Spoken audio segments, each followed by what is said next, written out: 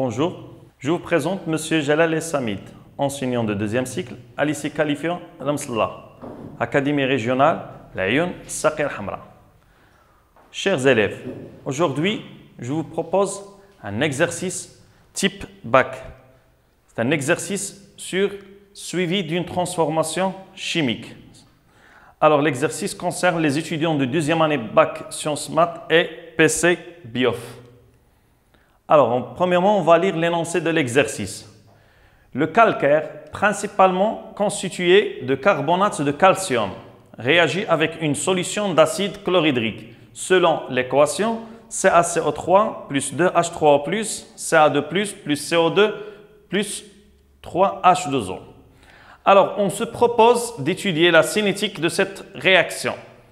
Pour cela, on réalise dans un ballon un volume V d'acide chlorhydrique de concentration C et on ajoute 2 g de carbonate de calcium.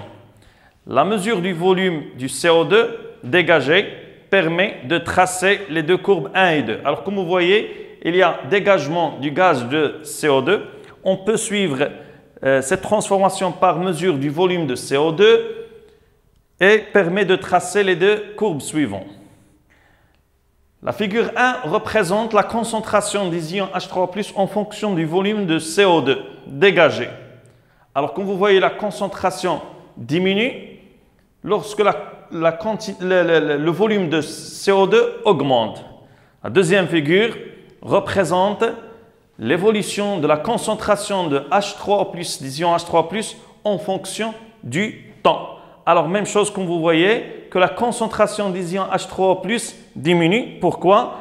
Car l'H3O+, c'est l'un des réactifs. C'est l'un des réactifs. Alors, pour cela, leur concentration diminue au cours du temps. Alors, l'étude cinétique de cette transformation permet de proposer les questions suivantes. La question 1, c'est de dresser le tableau d'avancement. La deuxième question, c'est de montrer que la concentration des ions à l'instant T s'écrit sous cette forme. Alors, premièrement, de dresser le tableau d'avancement. Alors, comme vous savez que le tableau d'avancement de cette transformation, de CaCO3 plus 2H3O plus Ca2 plus CO2 plus 3H2O. Alors, le tableau d'avancement de cette transformation. L'équation c'est CaCO3 plus 2H3 plus Ca2 plus CO2 plus 3H2O. Alors, la quantité de matière de CaCO3 c'est N1. C'est la masse sur la masse molaire. La quantité de matière de H3O plus c'est un ion. Alors, c'est N2 de concentration C et de volume V égale à C fois V. Pour les produits, c'est 0, 0. Pour l'H2O, elle est utilisée en excès. Alors, à l'état intermédiaire, la quantité de matière de CaCO3 diminue. Alors, c'est N1 moins X. Le coefficient stéchiométrique, c'est 1. Deuxième, c'est N2 moins 2X. Ca2+, c'est X. CO2, c'est X. À l'état final, c'est N1 moins X max, N2 moins 2X max, X max, X max. Alors, toujours l'H2O est utilisé en excès. Alors, ça, c'est le tableau de cette transformation chimique. Nous pouvons calculer la quantité de matière N1. N1, c'est la masse sur la masse molaire. Elle est déjà donnée, la masse, c'est 2 grammes. La masse utilisée, c'est 2 grammes. Et la masse molaire, elle est donnée dans l'énoncé de l'exercice, c'est 100 grammes. Alors, avec N1 égale à M sur M molaire égale 2 sur 100. C'est 0,02 mol. La quantité de matière utilisée de CaCO3. Pour la quantité de matière de H3+, on ne vous donne pas la concentration, on ne peut pas calculer. La deuxième question, passe à la deuxième question. Montrez que la concentration des ions à l'instant T s'écrit sous la forme concentration de H3O+ égale à C moins 2 fois V de CO2 sur V fois Vm. Avec V de CO2, c'est le volume du CO2 dégagé et V, c'est le volume de la solution. et Vm, c'est le volume molaire à condition de température et de pression. C'est à peu près 24 litres par mol. Alors, en utilisant le tableau d'avancement, on doit montrer la concentration de H3+ s'exprime sous cette forme. Alors, d'après le tableau d'avancement, la quantité de matière des ions H3+ à l'instant T, c'est combien? C'est N2 moins 2X. Avec N2, c'est C fois V. Alors, la deuxième question. D'après le tableau d'avancement, la quantité de matière des ions H3O+ à l'instant T, c'est N2 moins 2X. Alors, la concentration des ions H3O+ à l'instant T. Alors, comme vous savez que la concentration, c'est la quantité de matière sur le volume V. C'est N2 moins 2X sur V. On remplace N2 par l'expression, c'est C fois V moins 2X sur V. N2, c'est C fois V, c'est la quantité de matière initiale des ions H3O+, de l'acide chlorhydrique, égale, alors la concentration de H3O+, égale à C moins 2X sur V. Nous, on vous demande en fonction du volume de CO2. Alors, d'après aussi le tableau d'avancement, la quantité de matière de CO2 à l'instant T, c'est X. Et on a la quantité de matière de CO2, N de CO2, égale à X. Alors, puisque CO2, c'est un gaz, c'est le gaz dégagé. Alors, la quantité de matière et des gaz, s'exprime par quoi? Par le volume de CO2 sur le volume molaire. V de CO2 sur le volume molaire. Alors, on remplace dans cette expression. Alors, la concentration de H3O+ égale combien? C moins 2X, c'est V de CO2 sur V fois Vm. Alors, ça, c'est l'expression de quoi? De la concentration de H3O+ en fonction du volume du CO2. La concentration de H3O+ en fonction du volume de CO2 dégagé. Alors, ça, c'est notre expression. On passe à la troisième question. En utilisant la figure 1, trouvez la concentration initiale C d'acide chlorhydrique et le volume V du mélange réactionnel. Alors, la figure 1, comme vous voyez ici, représente l'évolution de la concentration des ions H3O+ en fonction du volume de CO2. Alors, comme vous voyez ici, que c'est une fonction affine. C'est une fonction affine. Alors, elle s'exprime sous la forme mathématique A fois V de CO2, la AX plus B. Ça veut dire c'est A fois V de CO2 plus B. Alors, on doit déterminer la concentration C. La concentration C.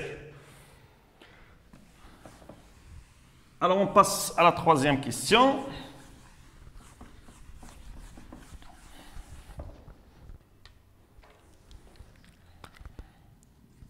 Alors, question 3. La concentration C. La concentration C. On a la courbe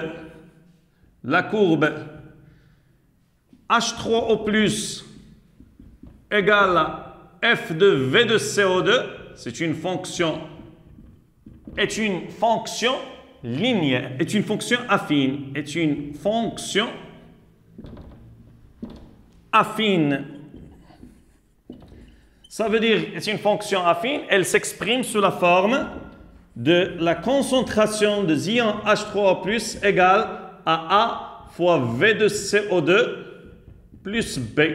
A fois V de CO2 plus B. Avec A, c'est le coefficient directeur et B, c'est l'ordonnée à l'origine des abscisses.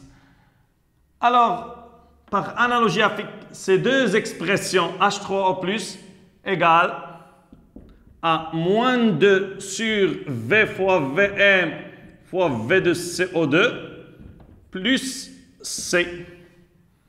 Alors, par analogie à faire ces deux équations, alors C représente quoi? Représente B. C'est l'ordonnée à l'origine des abscisses. Alors, C égale à B. B, c'est l'ordonnée à l'origine des abscisses. Alors, comment on le détermine? Graphiquement, on passe à notre graphe. Alors, l'ordonnée à l'origine des abscisses, ça, c'est la valeur initiale. Alors, ça, c'est la valeur de B. Alors, comme vous voyez ici, c'est 2 millimoles litre moins 1, 2, 4, 6, 8, 10. Alors, la valeur de C égale à B égale à 10 millimoles litre moins 1. Alors, ça, c'est la valeur de C. La deuxième valeur, c'est la valeur de V, la valeur du V, du volume V. Alors, comme vous voyez aussi que A, le coefficient directeur, c'est quoi? C'est moins 2 sur V fois Vm. Moins 2 sur V fois Vm. Et on a A égale moins 2 sur V fois Vm, le volume molaire. Elle est déjà donnée. Alors, on vous demande de déterminer le volume V. D'où V égale combien? Moins 2 sur A fois Vm. Avec A, c'est quoi? C'est le coefficient directeur avec A. Le coefficient directeur avec A. Le coefficient directeur. Alors, pour déterminer le coefficient directeur, on prend 2 points de la courbe. A égale, on prend 2 points. Alors, la valeur initiale, c'est 10 millimoles 0. On prend, par exemple, ici, 8 millimoles, c'est 24. 10, 0, 8, c'est 24. Alors, c'est toujours millimole, litre moins 1, millimole litre moins 1, et le volume, c'est en litres. Alors, la valeur, c'est 10 moins 8, c'est 2. 2 sur 24. La valeur, c'est à peu près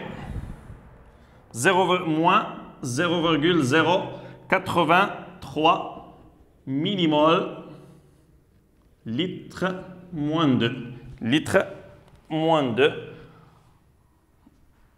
On multiplie par 10 à la puissance moins 3 pour convertir en mol. Alors, c'est en mol litre moins 2. Alors, ça, c'est la valeur de A. On remplace dans la valeur de V. Alors, V égale combien? Moins 2 sur A. La valeur de A, elle est négative. C'est moins 0,083 fois le volume molaire. Le volume molaire, elle est déjà donné dans l'exercice, c'est 24. Alors, on va trouver la valeur de 1 litre. La valeur de V, c'est 1 litre. Alors, le volume des ions H3+, utilisé, de l'acide chlorhydrique utilisé, c'est 1 litre.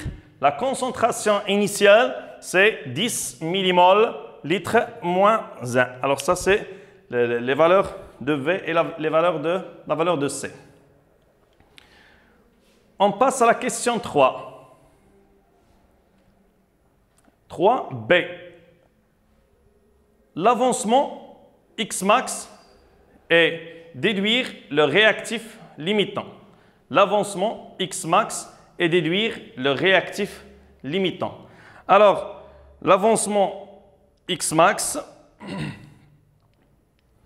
alors comme vous voyez que la concentration de H3+ diminue au cours du temps jusqu'à atteindre une valeur nulle, d'après la figure 2, mais on va utiliser seulement notre figure 1 pour déterminer l'avancement Xmax.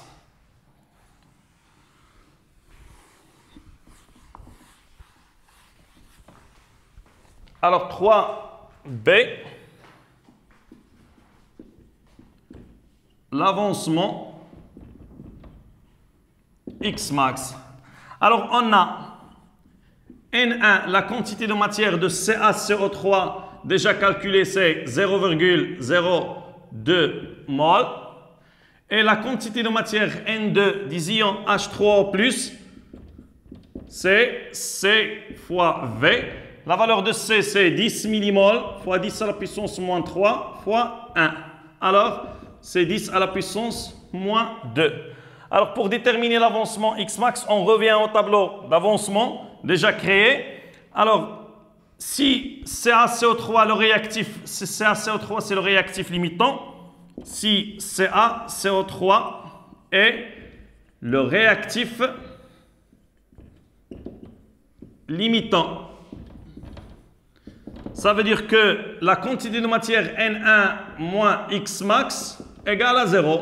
Alors, Xmax égale à N1 égale à 0,02 mol. Si, deuxième proposition, si H3O+ est le réactif limitant, si H3O+ est le réactif limitant, ça veut dire que le réactif qui disparaît le premier, alors la quantité de matière N2 de H3O+ moins 2Xmax, le coefficient stéchiométrique qui existe à côté de l'ion H3+, c'est 2. Alors N2 moins 2Xmax égale à 0. Alors Xmax égale combien? N2 sur 2. La valeur de N2, c'est 10 moins 2 sur 2. Alors égale à 5, 10 à la puissance moins 3 mol. Alors comme vous voyez, si on fait la comparaison entre ces deux valeurs de Xmax pour première proposition, deuxième proposition, 0,02 mol et 5, 10 à la puissance moins 3 mol, alors cette valeur elle est inférieure à la valeur de 0,02 mol. Alors H3O+, c'est le réactif limitant et l'avancement maximal c'est 5 millimoles, ça veut dire c'est 5, 10 à la puissance moins 3. Alors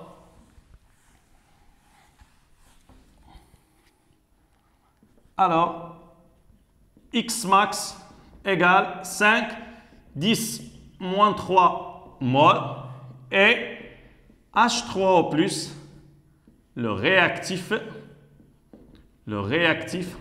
limitant.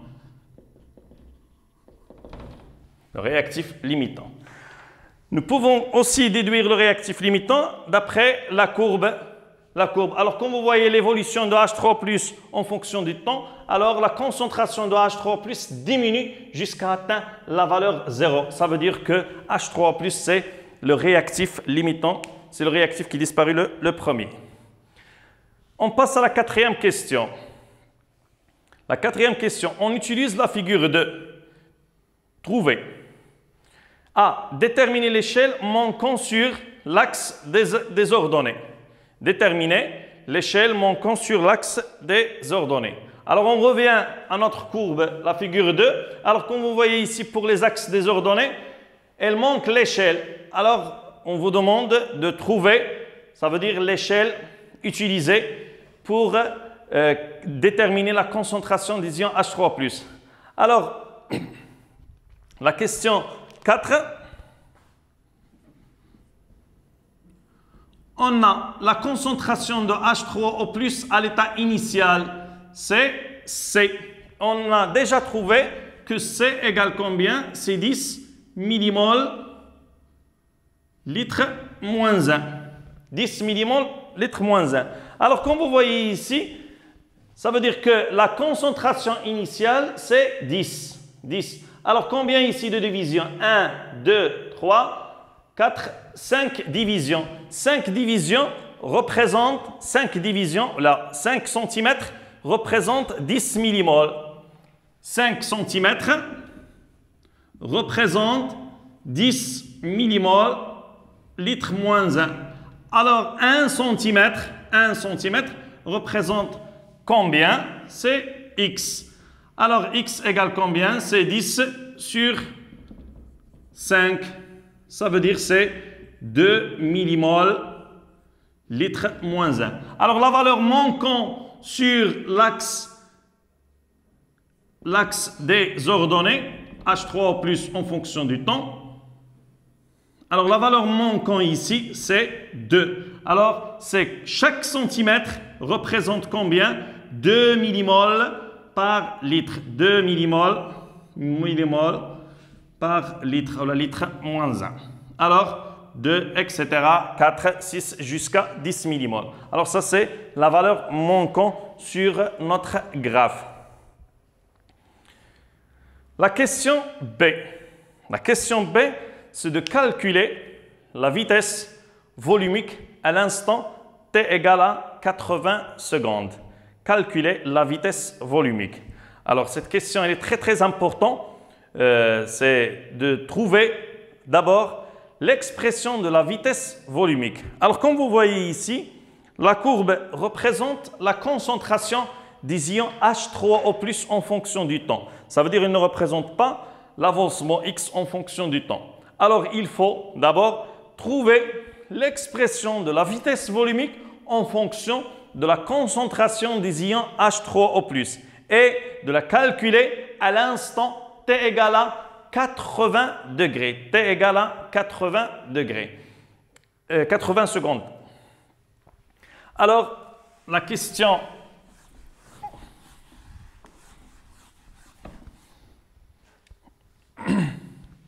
La question 4b, la vitesse volumique.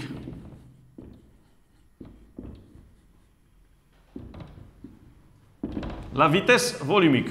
Alors, on sait que l'expression de la vitesse volumique dans notre cours, c'est V égale 1 sur V, le volume total de la solution, fois la dérivée de X sur D de T. La dérivée de X c'est l'avancement à l'instant T.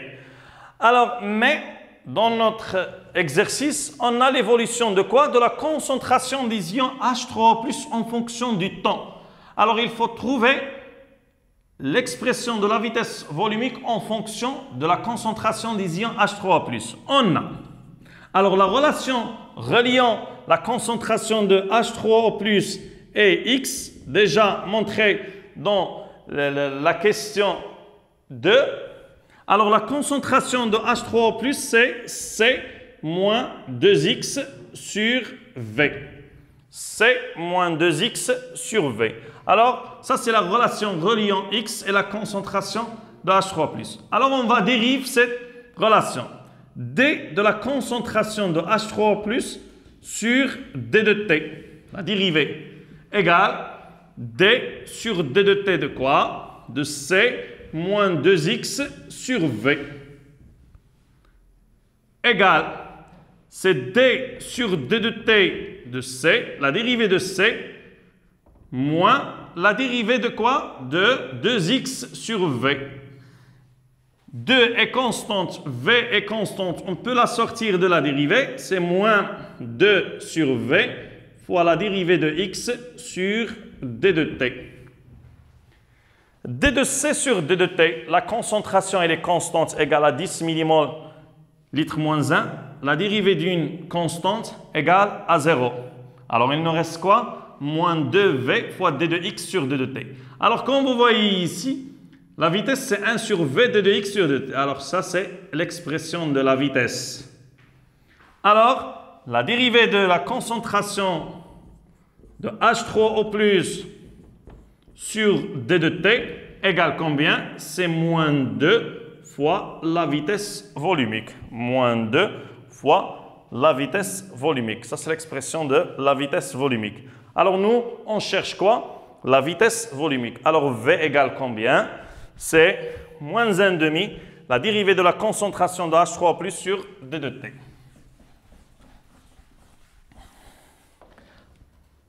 Alors, V égale moins 1,5 D de la concentration de H3O+ sur D de T. Alors ça, c'est l'expression de la vitesse volumique en fonction de la concentration des ions H3+. Maintenant, nous pouvons calculer la valeur de la vitesse volumique à l'instant T. Alors, à T égale à 80 secondes, la dérivée représente quoi? C'est le coefficient directeur de la tangente à l'instant T égale à 80 secondes. Pour la tangente, on vous donne la tangente à l'instant t égale à 80. Alors, comme vous voyez ici, la tangente à l'instant t égale à 80, elle est toujours donnée. Alors, le coefficient directeur, c'est-à-dire, on va prendre 2 points qui appartiennent à la tangente. Ce n'est pas à la courbe, à la tangente. On prend 2 points. C'est la variation des ordonnées sur la variation des abscisses. Alors, V égale moins 1,5. Alors, D de H3 plus sur D de T, c'est le coefficient directeur de la tangente à l'instant T. On prend 2 points. On prend 2 points. Alors, les valeurs qu'on peut prendre, c'est par exemple 40, voilà 4 moins 1 sur 80 moins 120. Alors, comme vous voyez, cette valeur, elle est négative. Avec la valeur négative trouvée ici, c'est positif. Alors, la vitesse volumique, c'est 0,037 millimol. Ça, il est en millimol litre moins 1, millimol litre moins 1. Et la valeur de T, elle est en secondes, seconde moins 1. Alors, la vitesse volumique, c'est 0,037. Alors, nous pouvons prendre 2 valeurs de la courbe. Alors, comme vous voyez, la concentration des ions H3+ diminue. Alors aussi, la vitesse volumique va être diminuée au cours du temps. À cause de quoi? À cause de l'un des facteurs cinétiques, c'est la concentration des ions H3+. Elle est déjà donnée en cours que la concentration de l'un des réactifs, s'il diminue, la vitesse volumique diminue jusqu'à s'annuler à l'état final. À l'état final, la vitesse volumique s'annule.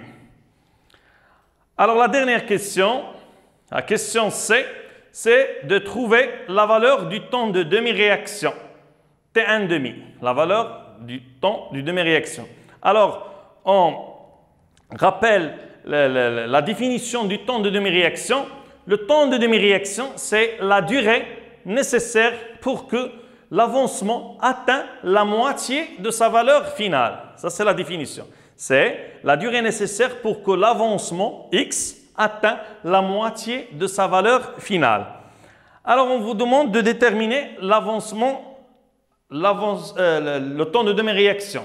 Alors, on a la courbe de la concentration de H3+ en fonction du temps. Alors, pour déterminer le temps de demi-réaction, il faut déterminer la concentration de H3+ à l'instant T égale à T1,5. À l'instant T égale à T1,5.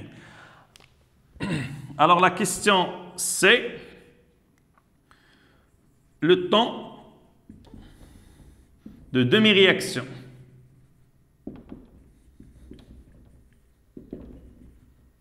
Le temps de demi-réaction.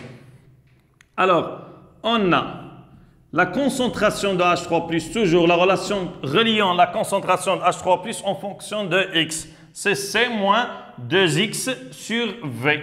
C moins 2X sur V.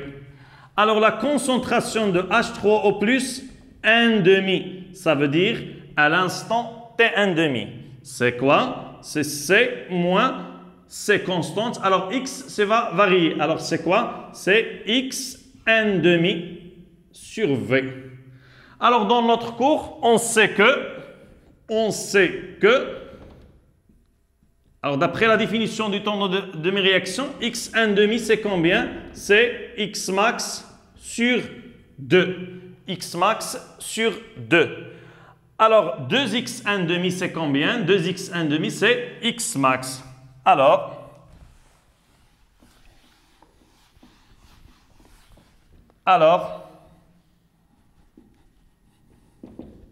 la concentration des ions H3O+ à l'instant T1,5 égale C moins X max sur V.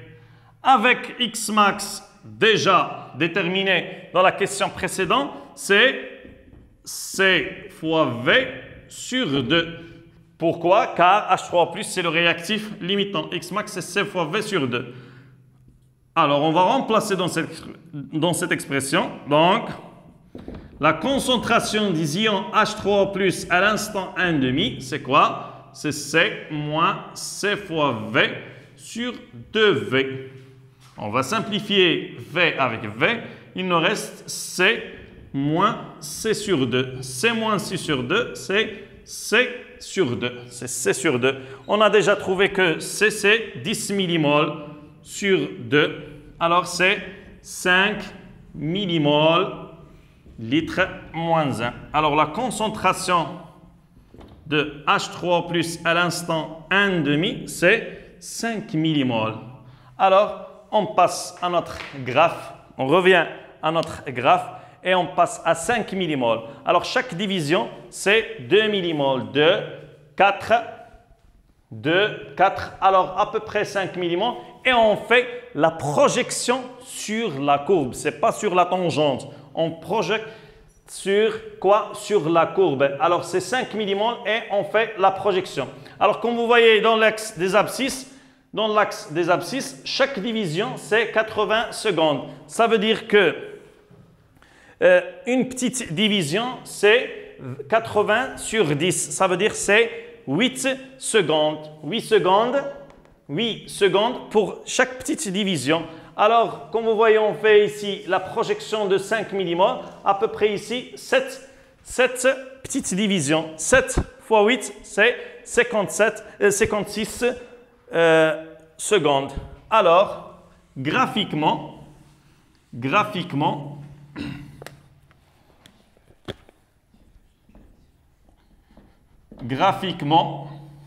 par projection, T1,5 égale à 56 secondes.